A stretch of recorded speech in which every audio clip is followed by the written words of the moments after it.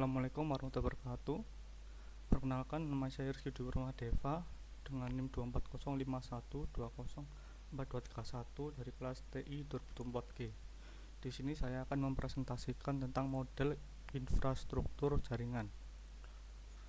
Yang pertama, pengertian infrastruktur jaringan. Infrastruktur jaringan adalah fondasi, perangkat kernas dan perangkat lunak yang memungkinkan konektivitas dan komunikasi antar perangkat, sistem, serta pengguna dalam suatu jaringan. Komponen fisik meliputi router, switch, dan kabel. Sementara komponen logis mencakup protokol, aplikasi, dan sistem keamanan yang mengelola aliran data. Infrastruktur ini vital untuk memastikan transfer data yang efisien, aman, dan andal, mendukung seluruh operasi digital modern. Selanjutnya, perbandingan antara jaringan komputer dan jaringan terdistribusi. Jaringan komputer yaitu menghubungkan komputer dan perangkat untuk berbagi sumber daya seperti perangkat keras dan lunak dan bertukar data. Fungsi utamanya yaitu konektivitas, komunikasi, dan akses sumber daya. Penggunaannya mungkin sadar akan adanya jaringan yang menghubungkan perangkat atau terhubung terperangkat. Yang kedua ada jaringan terdistribusi, menggunakan sejumlah komputer yang terhubung untuk menyelesaikan operasi yang berbeda dari suatu masalah umum, bekerja sebagai satu kesatuan. Fungsinya pemrosesan data, menjalankan aplikasi, dan membagi tugas komputasi secara kolektif di antara banyak node.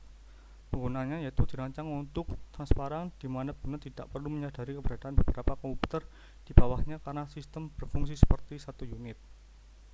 Selanjutnya data center. Data center atau pusat data adalah sebuah ruangan atau fasilitas dirancang khusus untuk menyimpan data dalam jumlah besar, termasuk informasi bisnis, aplikasi, dan server komputer perusahaan.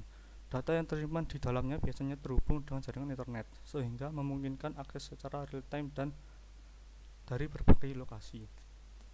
Selanjutnya, pembagian jaringan berdasarkan jangkauan geografis. Yang pertama ada local area network atau LAN, jaringan kecil yang mencakup area terbatas, contohnya itu lab komputer di sekolah. Selanjutnya ada personal area network atau PAN, jaringan dengan cakupan yang sangat kecil untuk menghubungkan perangkat pribadi, contohnya penggunaan Bluetooth. Selanjutnya ada metropolitan area network atau MAN, jaringan yang digunakan untuk menghubungkan beberapa gedung, contohnya yaitu jaringan perbankan dan jaringan internet antar gedung kampus. Selanjutnya ada wide area network atau WAN, jaringan yang berskala besar yang mencakup wilayah geografis yang luas seperti antar kota, negara, bahkan antar benua. Contoh lainnya yaitu seperti Google Drive, Microsoft Azure, dan Dropbox. Selanjutnya pembagian jaringan berdasarkan tipe arsitektur. Yang pertama ada client server, yaitu satu perangkat bertindak sebagai server yang menyediakan layanan, sementara perangkat lain atau klien meminta layanan tersebut. Kelebihannya manajemen terpusat, skalabilitas yang baik, keamanan data yang lebih kuat berkat kontrol akses dan firewall, efisiensi sumber daya karena server menangani tugas berat, serta pemeliharaan dan pembaruan perangkat lunak yang lebih mudah karena dilakukan secara sentral. Selanjutnya ada peer-to-peer. Jaringan peer-to-peer adalah sebuah model perancangan jaringan di mana setiap komputer memiliki kedudukan sejajar. Maknanya, tidak ada komputer yang memiliki peran khusus sebagai komputer server untuk memberikan kontrol secara terpusat. Kelebihannya adalah biayanya rendah, implementasi yang mudah, skalibilitas yang baik karena dapat ditambah perangkat baru dengan mudah, dan ketahanan yang tinggi karena tidak ada titik gagelan tunggal atau server pusat. Selanjutnya pembagian jaringan berdasarkan aksesnya. Yang pertama ada internet. Internet adalah jaringan yang dapat diakses secara global dengan menggunakan sistem global TCP atau IP. Ciri-cirinya yaitu jaringannya kuat, perkembangan pesat, dan dapat diakses kapan saja. Selanjutnya ada intranet. Intranet adalah jaringan pribadi yang menggunakan internet untuk berbagi informasi dalam jaringan lokal. Ciri-cirinya yaitu jaringan yang kecil dan sempit, perkembangannya lambat, digunakan dalam perkantoran, sekolah, dan lain-lain. Selanjutnya pembagian jaringan berdasarkan cara membangunnya. Yang pertama ada ad hoc, jaringan sementara di mana perangkat terhubung langsung satu sama lain. Contoh penggunaannya yaitu transfer data cepat antar dua laptop tanpa router.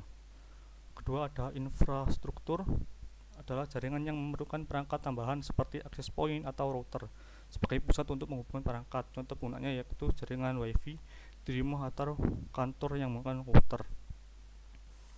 Selanjutnya ada topologi jaringan.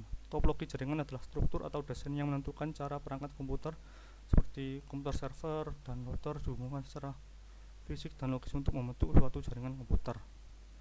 Jenis-jenis topologi jaringan. Pertama ada topologi bus, yaitu semua perangkat terhubung ke satu saluran transmisi bus utama. Selanjutnya ada topologi star, semua perangkat terhubung ke satu perangkat pusat seperti hub atau switch. Selanjutnya ada topologi ring, perangkat dihubungkan dalam jalur melingkar dengan setiap perangkat terhubung ke dua tetangga. Selanjutnya ada topologi mesh, setiap perangkat memiliki koneksi langsung ke setiap perangkat lain, menciptakan jalur redundan yang tinggi.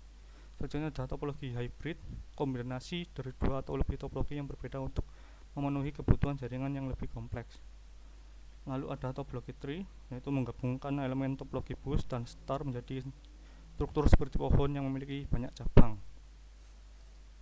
Selanjutnya ada pembagian jaringan berdasarkan penggunaan kabel. Yang pertama, jaringan kabel atau wired network.